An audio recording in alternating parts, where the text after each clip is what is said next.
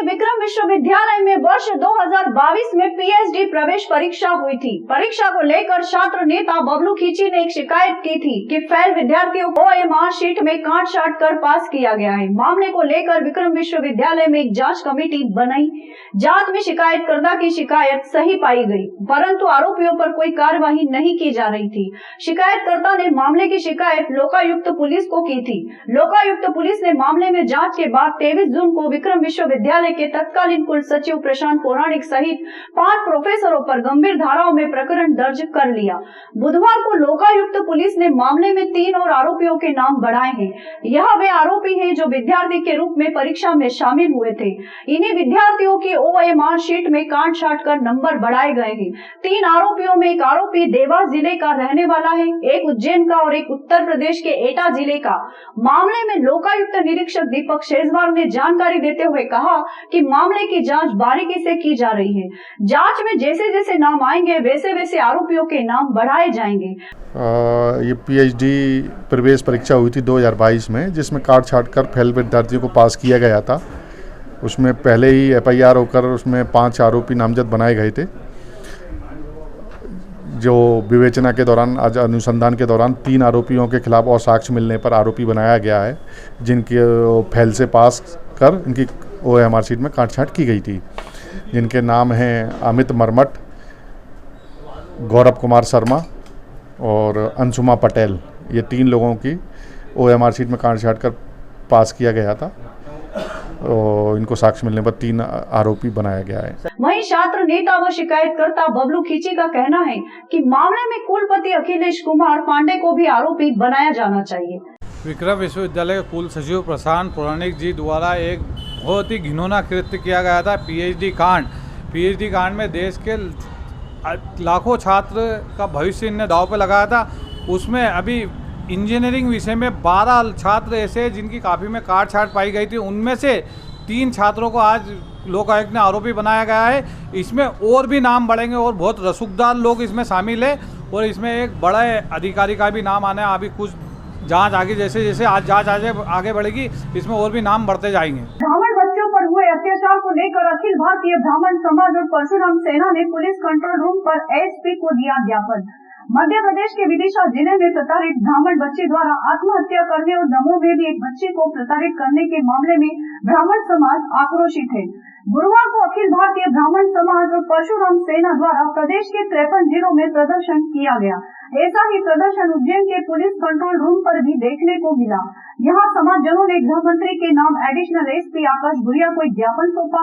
ज्ञापन के माध्यम से मांग की गई कि दोनों पीड़ित परिवारों को न्याय मिले, उन्हें आर्थिक सहायता दी जाए और आरोपियों की गिरफ्तारी हो। यदि मांगे नहीं मानी गई तो पूरे प्रदेश में आंदोलन किया जाएगा। उज्जैन से प्रदर्शन अखिल भारतीय ब्राह्मण समाज के राष्ट्रीय अध्यक्ष सुरेंद्र चतुर्वेदी के नेतृत्व में हुआ। विदिशा के नटेरन में और हमारे दमोह में 2 अलग अलग घटनाएं हुई है और दोनों जगह ब्राह्मण विप्र बच्चियों के साथ में जो लोगों ने अपराध किया है, एक जगह लैंगिक अपराध हुआ है और दूसरे स्थान पर आत्महत्या की हुई है। और आत्महत्या में केवल ना बेटी की जान गई, उसके पिता ने भी आत्महत्या कर ली उस प्रताड़ना के कारण।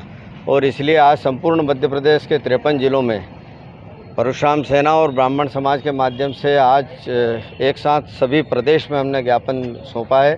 यहाँ भी आज गृह मंत्री के नाम पे हमारे परशुराम सेना के हमारे संयोजक सोनू शर्मा जी और अध्यक्ष हमारा पीयूष धनोत और सारे परशुराम सेना के पदाधिकारियों के साथ, अखिल भारतीय ब्राह्मण समाज के पदाधिकारियों के साथ यह ज्ञापन सौंप करके गृह मंत्री के नाम हमने यह मांग की है कि उनके खिलाफ सख्त कार्रवाई की जाए, उनको गिरफ्तार किया जाए तथा उस दोनों पीड़ित परिवारों को आर्थिक सहायता भी दी जाए, उनको संरक्षण दिया जाए, ऐसी मांग हमने की है। यदि शीघ्र सख्त कार्रवाई और गिरफ्तार नहीं किया गया तो पूरे प्रदेश में, अभी तो आज ज्ञापन का कार्यक्रम है, और भी परशुराम सेना और ब्राह्मण समाज तीव्र आंदोलन करेगी। पटवारी परीक्षा में हुई धांधली के विरोध में छात्रों ने प्रदर्शन करते हुए संयुक्त कलेक्टर को ज्ञापन दिया। नाराज छात्रों का कहना था कि यदि इसकी निष्पक्ष जांच नहीं की गई तो छात्रों द्वारा मतदान का बहिष्कार किया जाएगा। ज्ञापन द्वारा आयोजित पटवारी परीक्षा का परिणाम घोषित होते ही इसमें धांधली का आरोप लगाते हुए छात्रों द्वारा जगह जगह धरने प्रदर्शन किए जा रहे हैं। आज उज्जैन में भी पटवारी की परीक्षा में बैठे छात्रों ने सड़कों पर उतरकर प्रदर्शन किया। नाराज छात्र नारेबाजी करते हुए रैली के रूप में कोठी पैलेस पहुंचे, जहां संयुक्त कलेक्टर जगदीश मेहरा को मुख्यमंत्री के नाम संबोधित ज्ञापन सौंपकर पटवारी परीक्षा में हुई धांधली की निष्पक्ष जांच कर दोषियों के खिलाफ कड़ी कार्रवाई करने की मांग की गई। पटवारी परीक्षा के परिणामों से नाराज छात्रों का कहना था इसमें भारी भ्रष्टाचार, लाखों रुपए में सीट बेची गई है, जिसका परिणाम सरकार को आने वाले विधानसभा चुनाव में भुगतना पड़ेगा। छात्र एकता जिंदाबाद जिंदाबाद जिंदाबाद आवाज दो। सर, अभी तो हम शांतिपूर्वक कलेक्टर ऑफिस आकर के हमारा ज्ञापन दे रहे हैं ताकि सरकार को और जो ये परीक्षाएं आयोजित करा रहे हैं उनको इस बात की जानकारी हो कि किस तरह से छात्रों के साथ गलत हो रहा है और इस पे कार्रवाई की जाए। सर, जो हमारा प्रदेश है वो युवा प्रधान है। अगर युवा ही वोट नहीं देगा सरकार कैसे बन पाएगी? यदि इस तरह की बातें होती है तो जो पार्टी है उसको कोई वोट मिलने वाला नहीं है। युवा पूरा जो है वोट देने वाला नहीं है और सरकार तो किसी कीमत पे बन ही नहीं सकती है। यदि आप चाहते हैं कि जो आने वाले समय में सब कुछ अच्छी तरह से चलता रहे तो इस जो पटवारी परीक्षा है इसकी पूरी जांच की जाए और बच्चों को उनका न्याय दिलाया जाए जिसके वो अधिकारी है। सर, अब यहाँ पर उज्जैन के समस्त विद्यार्थियों ने सभी ने यहाँ सिंहस्थ जो लगा है यहाँ से सब एकत्रित होकर नारेबाजी के साथ कलेक्टर कार्यालय गए। यहाँ से जाने के बाद सभी विद्यार्थियों की यही मांग है कि जो पटवारी घोटाला हुआ है इसमें जो दोषी उनको कड़ी से कड़ी कार्रवाई हो और जो विद्यार्थी वाकई में जिन्होंने एग्ज़ाम दिए जिनका सिलेक्शन हुआ उनके साथ न्याय हो। छात्रों की यही मांग जो आप सभी ने 2 दिन से न्यूज़ में चल रहा है कि जो ग्वालियर का जो कॉलेज है NRI कॉलेज, वहाँ पर 7 विद्यार्थी एक ही कॉलेज से NRI कॉलेज से 7 विद्यार्थी टॉप में आए हैं। वो विद्यार्थी जिनको इंग्लिश में साइन भी नहीं करना आता, सभी के विद्यार्थियों के साइन हिंदी में है और उनको इंग्लिश में टॉप नंबर दिए गए हैं। करीबन 12.5 लाख से अधिक विद्यार्थियों ने इसमें आवेदन किया था। 9,000 विद्यार्थियों को इनमें लेना चाहिए था, लिया है इन्होंने, जिसमें से 9,000 में से करीबन अधिकतर 100 से अधिक विद्यार्थी तो एक ही कॉलेज के हैं। तो ये कहीं ना कहीं दोषपूर्ण है। यह भाजपा के विधायक का कॉलेज है। तो मेरे प्रिय मामा जी से यही निवेदन है कि जो भी दोषी हैं उन पर कार्रवाई हो और उन पर सख्त कार्रवाई हो और छात्रों के हित में योगदान हो। तराना से नौगांव जा रहे बाइक सवार 3 युवक सड़क हादसे के कारण घायल। रास्ते में मृत गाय पड़ी होने के कारण बाइक फिसलने से हुआ एक्सीडेंट। उज्जैन जिले की तराना तहसील में एक सड़क हादसा हुआ है। दरअसल घटना तराना से नौगांव के रास्ते पर हुई। यह बाइक सवार 3 युवक काम करने के बाद तराना से अपने घर नौगांव जा रहे थे, तभी रास्ते में एक मृत गाय पड़ी होने के कारण बाइक फिसल गई। घटना में तीनों युवक घायल हुए हैं, जिनका जिला अस्पताल में उपचार चल रहा है। मामले में पुलिस ने केस दर्ज कर जाँच शुरू कर दी है। भैया क्या काम कर रहे थे तराना से घर आ रहे थे, तो रास्ते में क्या है कि वो एक ट्रक वाला निकला था, तो उसने क्या है कि गाय को ठोका था। तो गाय वो रोड पे मरी हुई पड़ी थी, ना, तो जैसे ये आ रहे थे तराना से, इन्होंने देखा नहीं ना, सीधे रास्ते से आ रहे थे, तो इन्होंने ये देखा नहीं ना, तो सीधे ऐसी गाड़ी निकाली तो वो गिर गए साथ। कितने लोग सवार थे गाड़ी? 3 गाड़ी पे थे। तो क्या नाम है तीनों के? एक का सचिन है, एक का राहुल परिहार और एक का सुरेश चौहान। उज्जैन उन्हें रोड पर चलती बाइक में अचानक लगी आग। भैरवगढ़ में इंडियन ऑयल पेट्रोल सामने की घटना। आग लगने का कारण अज्ञात बाइक जलकर राख हुई खाक। मालिक कमल पिता सेवाराम ने बताया जा रहा है कि बाइक को गैरेज से काम करवा कर पेट्रोल भरवा कर जा रहा था घर। पेट्रोल पंप के पास हुई घटना।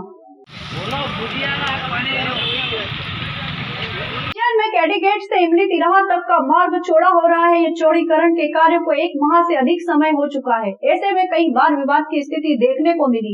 रहवासियों ने चौड़ीकरण के कार्य पर भेदभाव का आरोप लगाते हुए विरोध जताया है। वहीं कांग्रेस नेताओं ने भी मोर्चा खोल रखा है। इन सभी विवादों की स्थिति से निपटने के लिए अपर आयुक्त आदित्य नागर को जिम्मेदारी सौंपी गई है।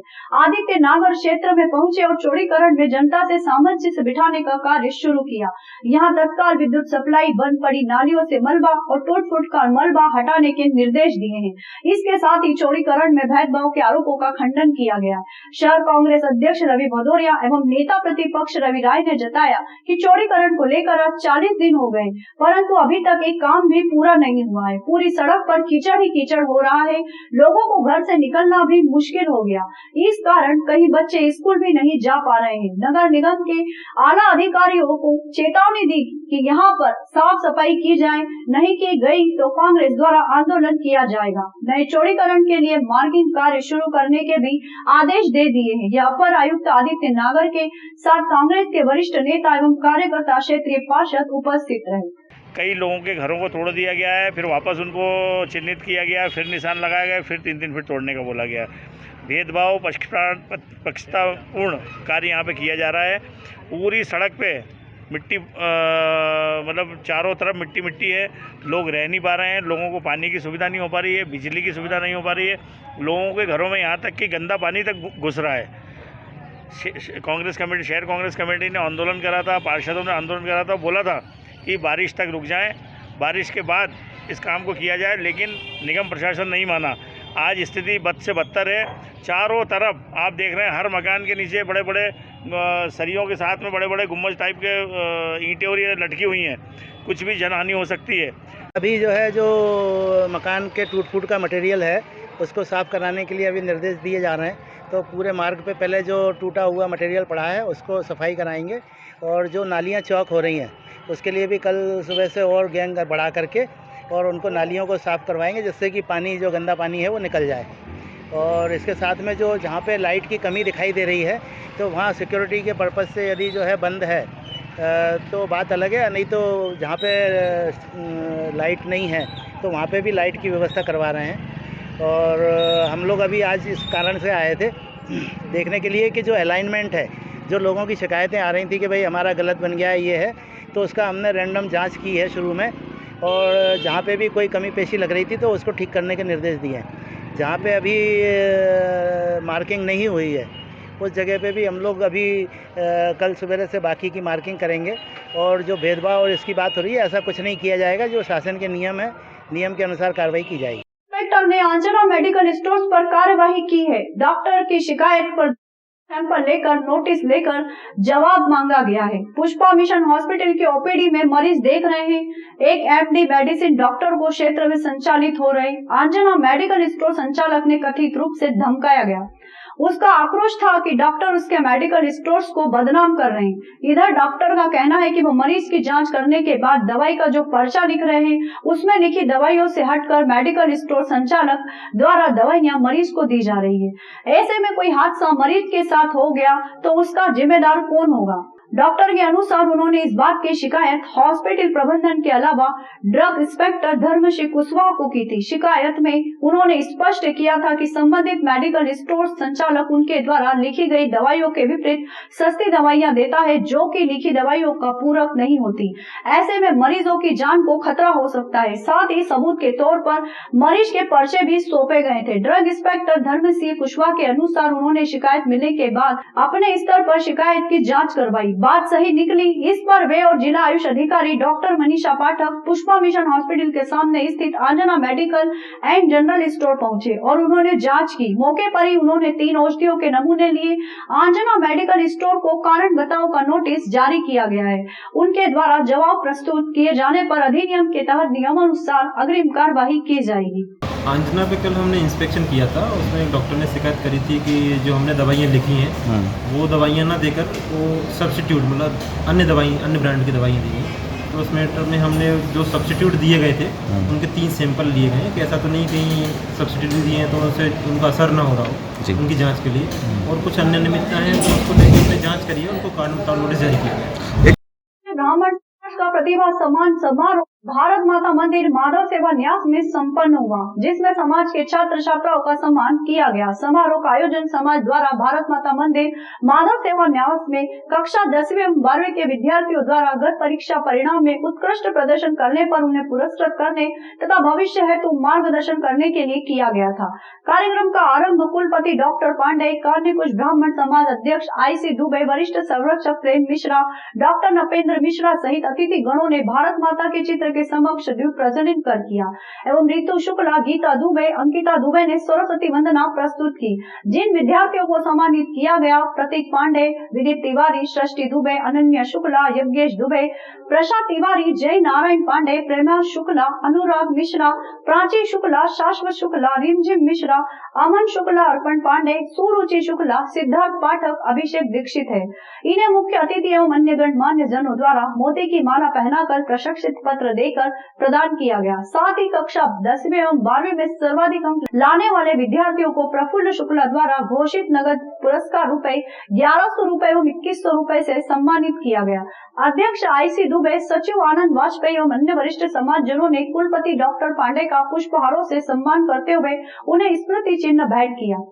कार्यक्रम के अंत में महासचिव कृपाशंकर पांडे ने आभार प्रदर्शन किया। कार्यक्रम का संचालन डॉक्टर अप्रतुल शुक्ला ने किया। कार्यक्रम के प्रमुख रूप से रविंद्र तिवारी, पंडित अतुल दुबे, गणेश मिश्रा, विष्णु दीक्षित, जगदीश शुक्ला, आनंद वाजपेयी, अनिल शुक्ला, दिनेश शुक्ला, अरुण पांडे, डॉक्टर संजय तिवारी, संजय शुक्ला, अभिषेक मिश्रा, देव वाजपेयी, वीरेंद्र दुबे, मनोज तिवारी, डॉक्टर संजीव द्विवेदी, मनीष शुक्ला, नागदा से पधारे रामजी त्रिपाठी, प्रदीप दुबे, हेमंत तिवारी, श्रीमती कल्पना तिवारी, सपना वाजपेयी, अमृता शुक्ला, गायत्री मिश्रा, कामिनी दुबे, रेणु शुक्ला, जयश्री दुबे, मनीषा शुक्ला, अनामिका तिवारी, श्रद्धा दुबे सहित बड़ी संख्या में समाज जन उपस्थित थे। डॉक्टर पांडे ने कहा कि भारत वह देश है जो आपदा को अवसर में बदलने की क्षमता रखता है। विद्यार्थी अपने भीतर सकारात्मक दृष्टिकोण विकसित कर विपरीत परिस्थितियों में भी आगे बढ़ने के नए अवसर तलाशते रहे। उन्होंने बच्चों को पेनिसिलिन डिस्कवरी द्वारा, जिसके द्वारा एंटीबायोटिक्स की खोज हुई, सहित पॉलीमर एवं विटामिन बी कॉम्प्लेक्स की खोज का इतिहास पढ़ने हेतु विद्यार्थियों को प्रेरित किया ताकि वे दुर्लभ परिस्थितियों में हुए वैज्ञानिक अनुसंधानों से परिचित हो सके। उन्होंने विद्यार्थियों को पूर्व राष्ट्र डॉक्टर APJ अब्दुल कलाम की आत्मकथा एवं स्पेस साइंस में उनके योगदान को अध्ययन करने हेतु प्रेरित किया ताकि वे सीख सके कि जीवन में आगे बढ़ने के लिए संसाधनों से ज्यादा आत्मविश्वास एवं कठिन परिश्रम की जरूरत होती है। उन्होंने विद्यार्थियों को चार्ल्स डार्विन की थ्योरी ऑफ इवोल्यूशन भी पढ़ने की सलाह दी ताकि उन्हें मानव के क्रमिक विकास का भी ज्ञान हो सके। भाषा को उन्होंने संचार का एक माध्यम बताते हुए कोई भी विदेशी भाषा सीखने में बुराई नहीं है, परंतु वरीयता हमें अपनी मातृभाषा हिंदी को ही देना चाहिए। उन्होंने विद्यार्थियों को रीडिंग एवं राइटिंग हैबिट्स विकसित करने की सलाह दी जिससे उनकी स्मरण शक्ति तेज होगी। उन्होंने विक्रम विश्वविद्यालय में प्रारंभ किए गए नवीन पाठ्यक्रमों की जानकारी देते हुए बताया कि अब चिकित्सा विज्ञान के अतिरिक्त सभी विषयों में विश्वविद्यालय में पढ़ाई करवाई जा रही है। विद्यार्थियों को उच्च अध्ययन के लिए कहीं बाहर जाने की आवश्यकता नहीं है। उज्जैन जिला पंजीयन विभाग द्वारा जिले के ऐसे बकायेदारों की सूची तैयार की जा रही है जिन्होंने प्रॉपर्टी की रजिस्ट्रियां करवाते समय स्टाम्प ड्यूटी कम चुकाई। इसमें जिले के 1500 प्रॉपर्टी धारकों के नाम शामिल है जिनसे स्टाम्प ड्यूटी का 25 करोड़ रुपया वसूला जाना है। स्टाम्प ड्यूटी की बकाया राजस्व वसूली के लिए जल्द ही पंजीयन विभाग अभियान शुरू करने जा रहा है। अभियान में बड़े बकायेदारों से वसूली की कार्रवाई की जाती है। इसके लिए 1500 बकायेदारों को चिन्हित किया गया है। इसके अलावा पंजीयन विभाग उज्जैन द्वारा स्टाम्प शुल्क की बकाया राजस्व की वसूली के पुराने बकायेदारों के रिकॉर्ड भी सुव्यवस्थित किए जा रहे हैं ताकि उनके विरुद्ध भी कुर्की एवं नीलामी की कार्रवाई की जा सके। वसूली अभियान को लेकर वरिष्ठ जिला पंजीयक दिगंबरा द्विवेदी ने बताया कि जिले के सभी पंजीयकों को बकायेदारों ने बकाया स्टाम्प एवं राजस्व वसूली के निर्देश दिए हैं। इसके लिए सभी को लक्ष्य के साथ जिम्मेदारी सौंपी गई है। लक्ष्य की पूर्ति को लेकर लगातार अभियान के दौरान समीक्षा भी की जाएगी। स्टाम्प ड्यूटी वसूली के लिए अधिक राशि के बकायेदारों की सूची जिला पंजीयन और उप पंजीयक कार्यालयों में लगाई जाएगी। इसके अलावा दैनिक समाचार पत्रों में भी प्रकाशित कराई जाएगी। बकायेदारों की सूची तैयार की जा रही है।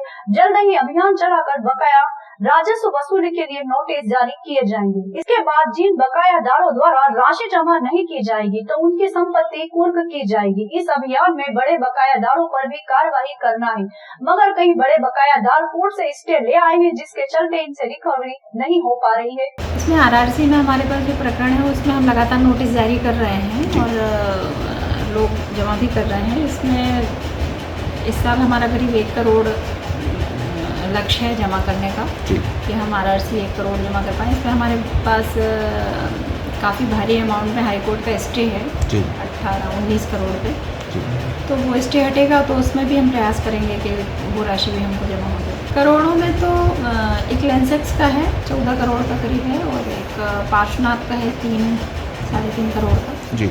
बाकी छोटे छोटे हैं और वो संख्या अधिक है, अमाउंट बहुत ज़्यादा है। सोमवार दिनांक 17 तारीख को सोमवती अमावस्या के पर्व को दृष्टिगत नगर पालिका निगम द्वारा सोम तीर्थ कुंड एवं रामघाट पर स्नान हेतु आने वाले श्रद्धालुओं के लिए विशेष रूप से व्यवस्था की जा रही है ताकि श्रद्धालुओं को किसी प्रकार की समस्या न हो। इसी क्रम में आज महापौर मुकेश टटवाल, नगर निगम आयुक्त रोशन कुमार सिंह ने MIC सदस्यों एवं अधिकारियों के साथ संयुक्त रूप से सोम तीर्थ कुंड एवं रामघाट का निरीक्षण करते हुए आवश्यक व्यवस्थाएं समय पूर्व करने हेतु निर्देशित किया गया।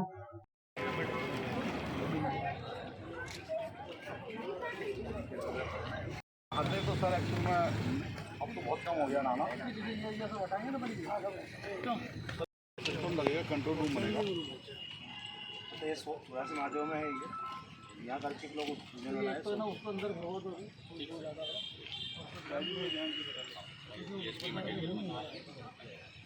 सोमवती अमावस्या पर जो हमारे श्रद्धालु स्नान करने के लिए आते हैं उनको किसी प्रकार की असुविधा ना हो, इसीलिए इसी को देखते हुए हमने नगर पालिका निगम की तरफ से सारी सुविधाएं हमने की जा रही, उन सारे कामों को देखने के लिए हम आए थे। हमारे नगर निगम में सारे अधिकारी, हमारे MIC के मेंबर भी हमारे साथ हैं। हमने आने वाले मार्ग से लेकर के स्नान स्थल तक का हमने पूरा निरीक्षण किया है और जो भी काम की सुधार करने की आवश्यकता उनको करवाने के निर्देश दिए। साथ ही यहाँ कुंड के साथ साथ हमारे उज्जैन में जो अधिक मास में 84 महादेव की यात्राएँ होती है, नौ नारायण की यात्रा होती है, सप्त सागरों पे होता है, इन सारे स्थानों पर भी समुचित व्यवस्था करने के निर्देश दिए कि वहाँ भी सारी जो भी व्यवस्था हमको करना उसको तुरंत करें। साथ ही हमारे जो 4 नारायण एक साथ हमारे क्षीर सागर में है, वहाँ पर हम एक शेड भी बना रहे ताकि बारिश में लोगों को किसी प्रकार की परेशानी ना हो। श्रद्धालुओं का जो विशेष आगमन हो रहा है शहर में, अभी पिछले महाकाल सवारी के दिन में देखा हम लोगों ने कि हर बार से बहुत बड़ी संख्या में श्रद्धालु आए थे, तो इस बार भी सोमवती अमावस्या पे भी हम लोगों की पूरी तैयारी है कि हर बार से ज़्यादा ही भीड़ आएगी। तो उसी के क्रम में आज पूरे सभी अधिकारीगण, माननीय महापौर जी, MIC सदस्यगण, सभी जनप्रतिनिधिगण आज आए थे हम लोग और देखा हम लोगों ने कि ये जो अपना कुंड पे हमारी सारी व्यवस्थाएं PHE की, स्वास्थ्य विभाग की, जनसंपर्क की सभी व्यवस्थाएं सुचारू रूप से हो जाएं और यहाँ पे आने जाने में किसी भी श्रद्धालु को किसी तरह की तकलीफ़ ना हो, उसको हम लोग सुनिश्चित कर रहे हैं। किसी प्रकार से अभी हम लोगों ने रामघाट पे भी अपना दौरा किया है। रामघाट पे भी बढ़े हुए पानी के स्तर को देखते हुए किस तरीके से नहान को हम लोग सुरक्षित रख सकें और किसी भी श्रद्धालु को कोई तकलीफ ना हो, ये व्यवस्था हम लोगों ने आज देखी है और इसके लिए कदम उठाए जा रहे हैं। उज्जैन में वेधशाला अधीक्षक ने आगामी कुछ दिनों में तेज बारिश की संभावना जताई है। उन्होंने जानकारी देते हुए बताया कि अभी तक मध्य प्रदेश के कई क्षेत्रों में बारिश हो रही है, लेकिन सिस्टम के अनुसार अभी मध्य प्रदेश में इतनी बारिश होने की संभावना नहीं बताई जा रही है। साथ ही वेधशाला के अधीक्षक ने बताया कि आने वाले कुछ दिनों में उज्जैन शहर सहित पूरे मध्य प्रदेश में तेज बारिश होने की संभावना है। मौसम को लेकर मुख्य रूप से होने वाले मानसून को लेकर वेधशाला के अधीक्षक ने जानकारी दी है। बारिश का क्रम लगातार जारी है। जून माह है से लगा के अभी जो जुलाई माह तक आ गया है, काफ़ी अच्छी बारिश हो रही है। अभी तक 269.6 mm बारिश हो गई है। अभी की अगर स्थिति देखें तो मध्य प्रदेश में कोई बहुत हैवी सिस्टम नहीं है जिससे बहुत ज़्यादा बारिश की संभावना कम है। हल्के फुल्के बादल बने हुए हैं जिससे खंड वर्षा या थोड़ी बारिश के साथ निकल जाना ऐसी स्थिति बनेगी, लेकिन बंगाल की खाड़ी से लगातार सिस्टम आ रहे हैं और निकट भविष्य में बारिश की संभावना राष्ट्रीय स्तर पर अच्छी व्यक्त की गई है।